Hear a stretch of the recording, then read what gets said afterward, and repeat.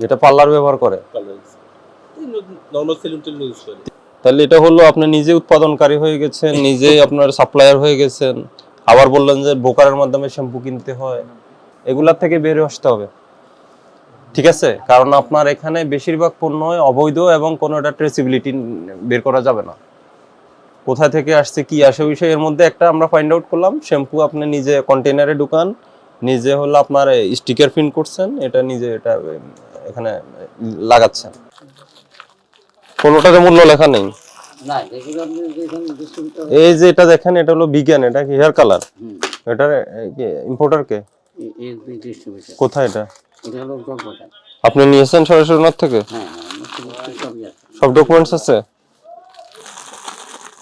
এটা তো আমাদের দেশীয় না, এটা কি বাইরের? তো এগুলো কি ইয়ে নাই, ইম্পোর্টার নাই, মূল্য লেখা নাই, আমদানিকারক নেই। এই যে এটা আমার রুপিতে লেখা। হ্যাঁ, তো ইন্ডিয়ান কিভাবে আসলো এটা? কোন ইম্পোর্টার লেখা আছে নাম? না, স্লিপ হবে না। আপনার প্রত্যেকটা ইন্ডিভিজুয়াল প্রোডাক্টে পণ্যে এটা আমদানিকারকের নাম ঠিকানা সহ তথ্য থাকবে, এমআরপি থাকবে। আর যেগুলো বিএসটি এর মান সনদ লাগে, বিএসটি এর এখানে মান সনদের চিহ্ন থাকবে। এর আগে বলে গিয়েছিলাম না? হ্যাঁ, এটা যে ইউএসবি 4623, 2 বছরের অধিক সময় হয়ে গেছে এটা মেয়াদ উত্তীর্ণ হওয়ার। এই শেভিং জেল, এটা ভিতরে সাদা উপরে কেন কালো? এটা লোকাল আছে, নষ্ট হয়ে গেছে। হ্যাঁ, এটা নষ্ট হয়ে গেছে। নষ্ট হয়ে গেছে। কোথা থেকে নিয়েছেন এটা? শিমুল বিউটি প্রোডাক্টস, ঢাকা, বাংলাদেশ। এটা কি কোনো অ্যাড্রেস হয়েছে? এটার প্রাইস কত? এটা কি বলেন তো, কেরাটিন, এটার মূল্য কত? 2200 টাকা লিখা আছে? না, চায়না প্রোডাক্ট তো লেখা থাকে না। চায়না প্রোডাক্ট কে আনছে? আপনি এনেছেন? না না, ইম্পোর্টার যাবে। তো ইম্পোর্টার লিখবে, এটার মূল্য কত? আনারকলি, পাকিস্তান। এটা কি? মেহেদি, গুড়া মেহেদি। এটা কোন দেশ থেকে আসে? স্যার বিএসটি এর ম্যান্ডেটরি প্রোডাক্ট। নাই তো, বিএসটি নেই। আসেন, এর আগে আপনার সাথে দেখা হয়েছিল? এদিকে আসেন। এর আগে আপনাকে যখন ফেন্সিতে আমরা অপারেশন করেছি বলে গিয়েছি না, ওই দিন কিন্তু আপনাকে কোনো পেনাল্টি দেয়নি। না স্পষ্ট বলে দিয়েছি, আপনি যেহেতু ইম্পোর্ট, আপনি কি ইম্পোর্টার? না, তো আপনি যেহেতু ইম্পোর্টার না, আপনি ইম্পোর্টার থেকে এগুলো সংগ্রহ করেন, ঠিক আছে? প্রথম কথা হলো যে ইম্পোর্টার, সে ইম্পোর্ট করে কিনা তার ডকুমেন্টস লাগবে। জি। হ্যাঁ, আর ওই ইম্পোর্টারের যাবতীয় একদম লেভেলে তার লেবেলিং করা থাকবে, আমদানিকারকের নাম ঠিকানা তথ্য এবং এমআরপি থাকবে। আর যেগুলো বিএসটি এর ম্যান্ডেটরি মান সনদ নিতে হবে, এটা বিএসটি টেস্ট করে মান সনদের চিহ্ন থাকতে হবে। এটা বলে গিয়েছিলাম কিন্তু। এটা কিন্তু মনে হচ্ছে, কারণ সিল দেওয়াটা, এটা সিল দেয়া কেন? এখানে এটা তো সিল করা extra- স্যার। এটা সেই সিলটা আপনি সিলটা দিচ্ছেন কে কিনা দিয়েছে? সেটা বলেন। যে তৈরি করে সে দিচ্ছে কে তৈরি না, করে? সে যদি দেয়, দেখেন একটা জিনিস জি। একটু ক্লিয়ারলি জি, জি, দেখেন। জি। এক্সপায়ার এই শব্দটা দুইবার কেন? এই যে এক্সপিএক্স, ম্যানুফ্যাকচার দুইবার দেখেন আপনি, দুইবার। এইটা হচ্ছে আমাদের স্টিকার, একটা প্রিন্ট করা স্টিকার থাকে। কে প্রিন্ট করে? আপনি? না না, ওই যে আমি, হ্যাঁ, ওই যে স্যার যেটা বলছে আমি আপনাকে সেটা বোঝাই।